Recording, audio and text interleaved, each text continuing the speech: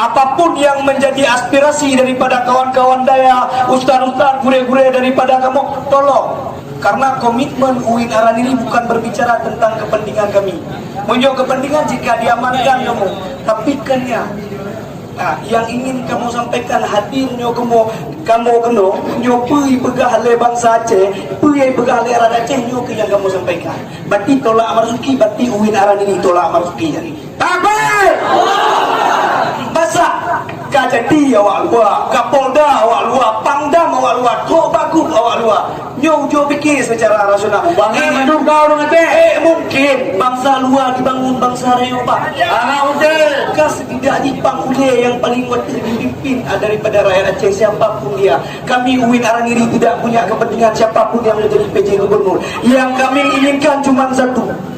Siapapun PJ Gubernurnya wajib orang Aceh.